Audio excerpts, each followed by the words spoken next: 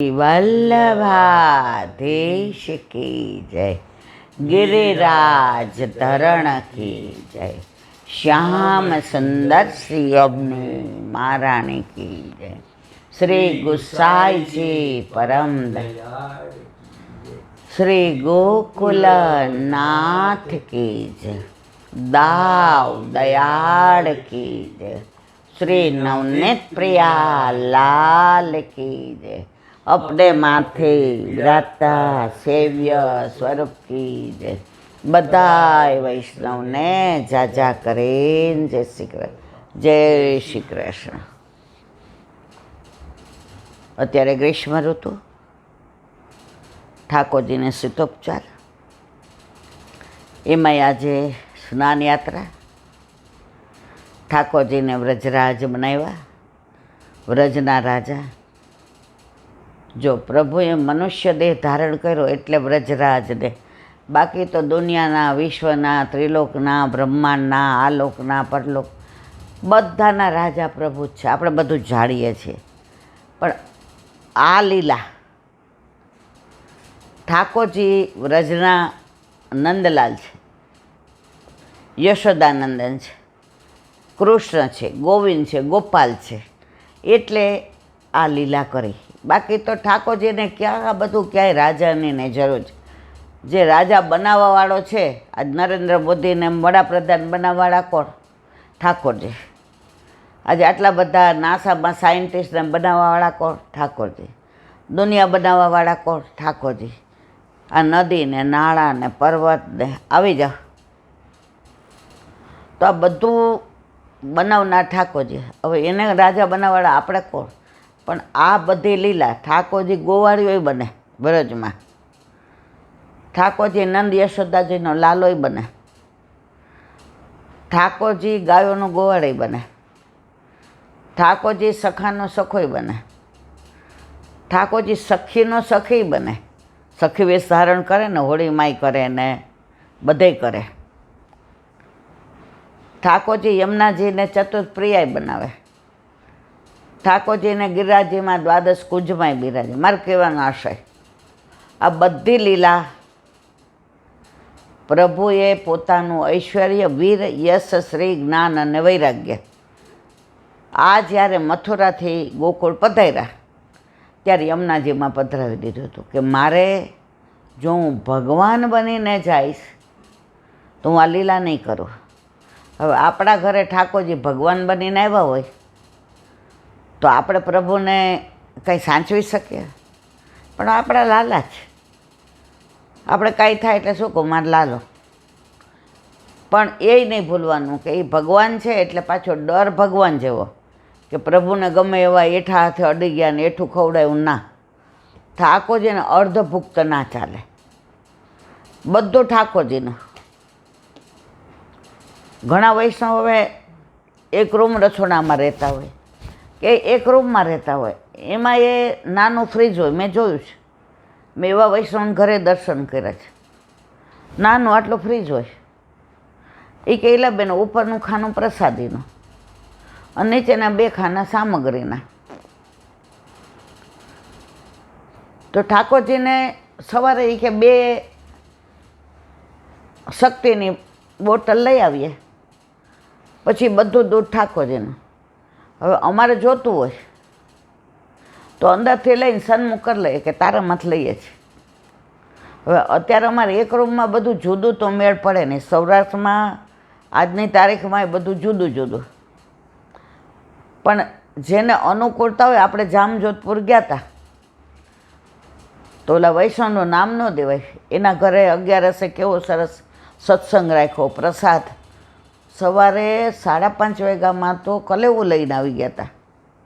શું લઈ આવ્યા હતા એ કલેવુંમાં? મને લાગે છે ઉપમા, ચા ને કોફી ને કેટલું બધું લઈ આવ્યા હતા કે અમારા ઘરે વૈષ્ણવ ક્યાં ને. એના ઘરે તો વળી એવું હતું, આ બાલભોગ ને આ રાજભોગ ને બધું એવું બધું હતું. હવે એવું બધું અહીંયા શક્ય નથી. હવે આ બિચારા વૈષ્ણવ એક રૂમમાં રહીએ, નાનું એવું ફ્રીજ. ને ઠાકોરજીને કેવું હતું, એને ફોલ્ડિંગ હતું મંદિર. સેવા પહોંચી લે ને એટલે ઉપર મૂકી દે. મેં કીધું આ કેમ? તો મને કહેલા બેન રૂમ ધોઈએ તો છાંટા ઉડે તો પ્રભુને શ્રમ પડે ને, આપણે રોજ સામગ્રીની કરીએ એટલે ચીકણું તો થાય, એટલે રૂમ તો રોજ ધોવો જ પડે. એટલે જુઓ, જેવું યથા દેહ તથા દેવે. પછી 5 રૂમનો બંગલો હોય અને તમે ઠાકોરજીની ગેલેરીમાં પધરાવો તો ઠાકોરજી કે ઓહો, આપણે ગેલેરી સુધી જ રહેવાનું છે, ઘરમાં જવાનું જ નથી. પણ તમારે 1 રૂમ છે તો તમે બરાબર જે કરો છો. તો એના ઘરે એ રીતે પ્રભુ એ રીતે ટેવાઈ જાય. આજે જે છોકરું મીડિયમ ઇંગ્લિશમાં ભણતું હોય એ રીતે રહે, અને ઓલું ગુજરાતીમાં તાલુકા શાળા ભણતું હોય તો એ રીતે રહે. પણ એવું નથી કે તાલુકા શાળામાં ભણતું હોય સાયન્ટિસ્ટ ના બને. એવું નથી કે જે ગુજરાતી મીડિયમમાં ભણતું હોય ડૉક્ટર ન બને. અમે એવા વૈષ્ણવના દીકરાને જોયો છે જેના ઘરે 1 રૂમ રસોડું, 8 આમની સેવા, અને સ્કૂલની ઓલા ગામડાની સ્કૂલમાં ભણે. તમે ઓળખોલા રતન કાકાના દીકરાની વાત કરું છું. તો હવે એ રહેતા હતા એવી જગ્યાએ જ્યાં 1 થી 7 સ્કૂલ હોય. હવે ગામડામાં મને એમ થાય કે રૂમ રસોડું ફળ્યું હતું. કેમ? એને જમીન નહોતી, 1 જ કે 1.5 વીઘો જમીન હતી, એટલે એણે એ જમીનમાં થોડામાં વાવે અને બાજુનામાં બોર હતો ત્યાંથી પાણી ઉછીનું લે પૈસાથી. પણ એ વૈષ્ણવ હતા ને આ વૈષ્ણવ, એટલે એ કે અમારે તો પાણી જાય જ છે, તમે ચિંતા કરો. તો આ કે ના, વ્યવહારે જે છે એ લ્યો, તમે એમને પાણી આપો તો મારા ઠાકોરજીને હું પાક થાય અને ધરાવું તો પાણી તો તમારું, તો ધરાવ્યું કોનું? તમારું જ ને.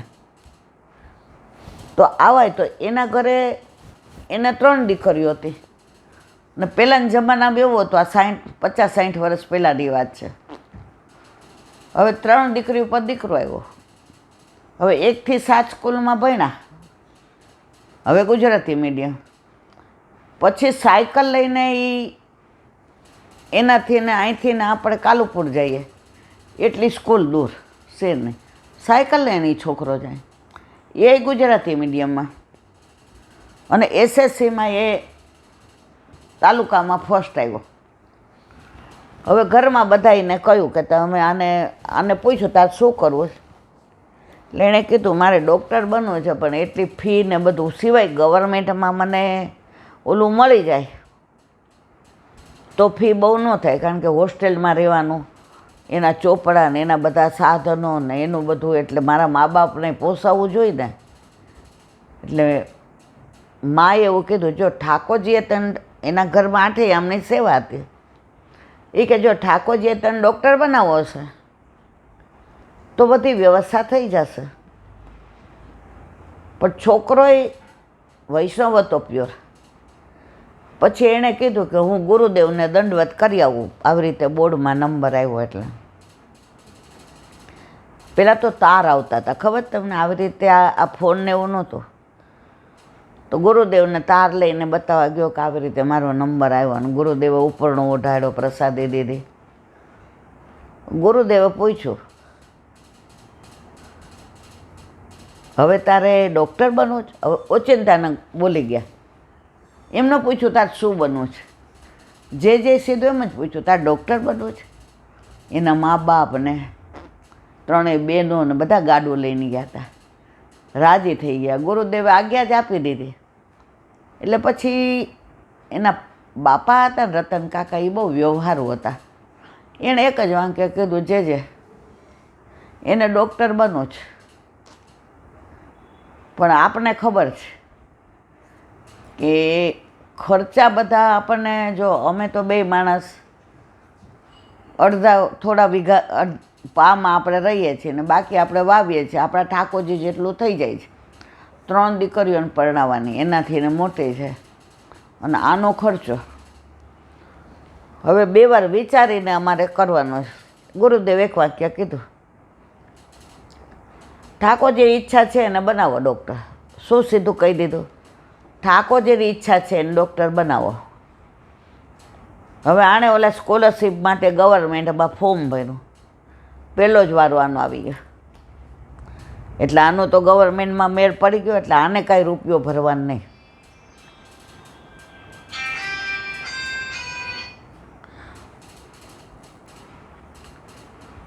તો ગુરુદેવે સામેથી કહ્યું તારે ડૉક્ટર બનવું છે ને. હવે જો ગુરુદેવ જ્યારે વચનામૃત કરે કે એ કહે દે તો આજની તારીખમાં વલ્લભના વચન ક્યારેય અફર નથી જતા, એ આપણો અનુભવ છે. હવે એણે કીધું કે હું જાઉં તો ખરો, પણ મને જરા હું ઠાકોરજી વિના કેવી રીતે રહું? અત્યાર સુધી અમે એમને તો રહ્યા જ નથી. એટલે જે કહ્યું વસ્ત્ર સેવા લઈ જા, કારણ કે તારે હોસ્ટેલમાં રહેવાનું, તારે ક્યાંક પાછું આ પેલું બધું કરવાનું હોય. આ તો કે હું સવારે વહેલો ઉઠીને ઠાકોરજીને દૂધ મિશ્રીને મેવો ધરાવી અને લઈને પછી જઈશ. પછી કે તારે એ કે આપ તો વચનામૃતમાં કહો છો ઠાકોરજી વ્યવસ્થા કરી દેશે. હવે ઘરે આઠે આમની સેવા, એટલે એને મમ્મી એને બધું એ રીતે કલેવું જે બધું ફીકું ને હોય એ બધું મોકલાવે ને. છોકરો MBBS એ થઈ ગયો, પછી બહુ તેજસ્વી હતો, એટલે એને કીધું કે હવે તું MDનું કર. હવે ત્યારે અહીંયા ક્યાંય થતું નહોતું, એટલે મને એમ છે કે બોમ્બે કર્યું એણે. MD થયો, પણ એ છોકરાએ ક્યારેય ઠાકોરજીને ધૈર્યા વિના લીધું નહીં. પછી કોક વાર એને બહારનું લેવું પડતું હતું, કારણ કે સમયને સંજોગ, અને ગવર્મેન્ટે છેક લગી એને ભણાવ્યો. અને પછી એને કીધું કે હવે તારે શું કરવું છે? તો કે મારો ગુરુદેવનું જે શેર છે એમાં આજુબાજુના ગામડામાં ડૉક્ટરો બહુ છે જ નહીં, એટલે હું રોજ એ ગામડામાં એક દિવસ હું દવાખાનું ખોલીશ અને મેઇન સેન્ટર મારું હું મારા ઘરે રાખીશ. ગુરુદેવને પૂછવા ગયા અને આજ્ઞા લીધી. એ છોકરો જ્યાં સુધી ભૂતલ પર લીલામાં વહેલો પહોંચી ગયો, પણ ભૂતલ પર હતો ત્યાં સુધી એણે આજુબાજુના ગામડામાં રોજ એક દિવસ જાય અને ડૉક્ટર તરીકેની સેવા કરી. હું MD છું ને હું ગોલ્ડ મેડાલિસ્ટ છું, કશું એવું મનમાં રહી. અને રિઝનેબલ એટલા બધા પૈસા લે કે એના મા બાપને એમ થયું ઓલું એક સુવાસિત છે, માં જણ તો સૂરો જણ છે કાં ભગત, નહીંતર રહેજે વાંજળી, મત ગુમાવીશ નૂર. હજી હું એક લીટી ભૂલી ગઈ. કાં તો દેશને કામ આવે એવો જણ છે, કાં ભગત જણ છે, નહીંતર તું વાંજણી રહેજે. તું તારે ગર્ભનો જે કિંમત છે ને ગુમાવીશ નહીં. તો આવો દીકરો, પણ એણે મારો કહેવાનો આશય ગુરુદેવના વચન, ઘરમાં બિરાજતા ઠાકોરજીની કૃપા અને મા બાપની સેવા, એ કાયમ એવું કહેતો કે મારે 68 તીરથ મારા મા બાપના ચરણોમાં છે. તો જો તમને શ્રદ્ધા છે તો ડૉક્ટર હોય તોય કાંઈ ઘણાને આપણે એમ કહીએ ને કે ઠાકોરજી પણ એનો વર્ડ ડૉક્ટર છે, કેમ ડૉક્ટર હોય સેવા ના કરે? કાંઈ એમ કે એનો વર્ડ CA છે, અલગ CA હોય એ વૈષ્ણવ જ છે ને. જેમ ઓલા ખેડૂત છે, જેમ ઓલા વેપારી છે, એમ આ ડૉક્ટર છે, આ CA છે. તો કેમ એ સેવા ના કરે? મેં તો આ સત્સંગમાં એવાય બધા ના સાંભળ્યા છે